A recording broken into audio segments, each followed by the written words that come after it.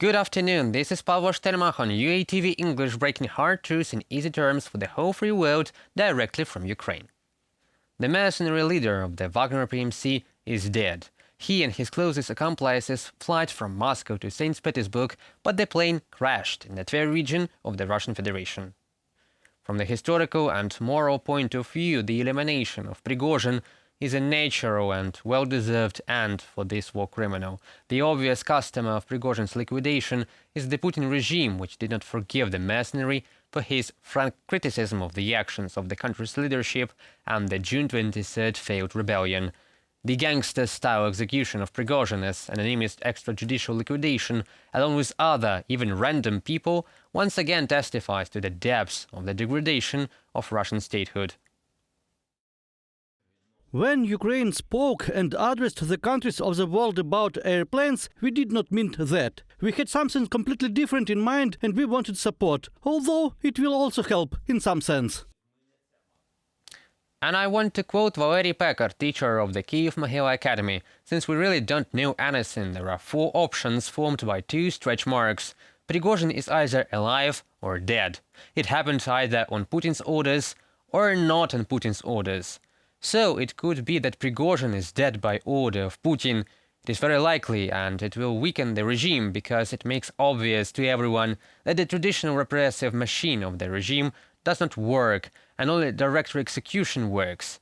Instead of intimidating the elites, it shows them that sooner or later they will become victims of terror. And most importantly, now it is clear that Putin's word is worthless.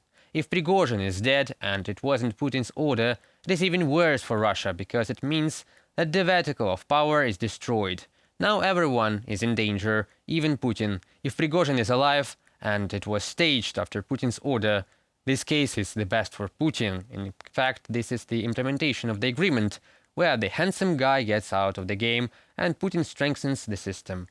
But for the system to strengthen itself, it is necessary to send a signal to the elites that Prigozhin is alive, so that they understand Putin's word is strong and everyone can rely on him. And in the last case, Prigozhin is alive, this staging without Putin's order, and this means that the leader of PMC Wagner fooled Putin, and this is not very good for him. So it seems that it is the last episode now. There will be news from the other world. In the struggle for its own survival, Putin's regime is finally clearing the country's political field, even at the cost of colossal reputational losses. However, in practice, it only weakens itself. The fate of Prigozhin is an additional reminder that no agreements with the Kremlin and guarantees from it are valid. Ukraine regains the status of a maritime state. Its naval forces confidently operate in the sea area and even repulse enemy aircraft. The leading forces of the Ministry of Defense in cooperation with Navy made a successful special operation in the west of Crimea. The day before this, defense forces successfully destroyed the Russian S-400 Triumph air defense system in the same area.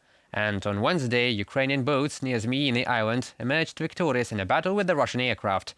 The elimination of a modern Russian air defense system in Crimea shows the superiority of Ukrainian means of destruction over Russian anti-aircraft defense in Crimea. Moreover, the moment of the hit was recorded by a Ukrainian UAV, which was also unable to be prevented by enemy air defense. Temporarily occupied Crimea has already become available for amphibious operations of the defense forces of Ukraine. The advertised coastal defense of the enemy turned out to be quite ineffective. The importance of this special operation is primarily that people believe. First of all, people are not even on the territory of mainland Ukraine, but in Crimea, so that they remember and believe that victory is just around the corner, and their release is also not far off. Kirill Budanov, head of the main Directorate of Intelligence of Ministry of Defense of Ukraine, in an interview with Radio Liberty. Ukraine is building up forces and means for conducting hostilities in the sea area and in a coastal zone of the temporarily occupied territories. In fact, this is another front of the Ukrainian counteroffensive.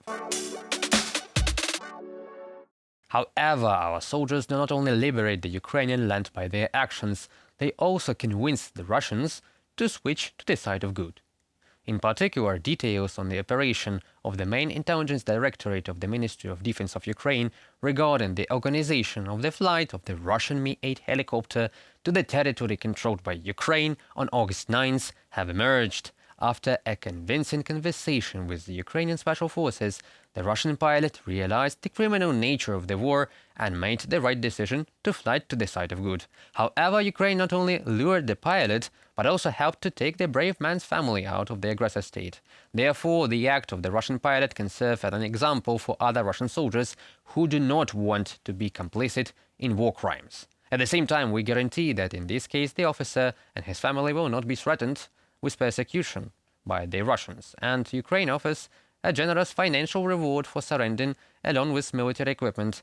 In this way, new life prospects open up for Russian servicemen. Of course, Ukraine also benefits from this, and this time the scouts got a modern combat helicopter as well as a trophy and parts for the Su-27 and Su-30SM fighter jets it was transporting.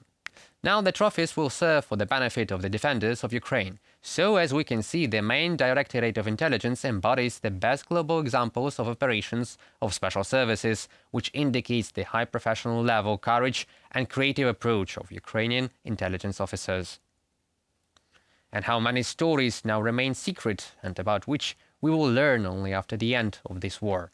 One can only guess. Therefore, the sooner Ukraine wins, the sooner we will receive scripts for heroic movies. It was Pavel Shtermach on UATV English, hoping to give you the hard truths in easy enough terms on our daily wrap-up series. Comment, like and subscribe to our YouTube channel. Stay safe and tuned. See you soon.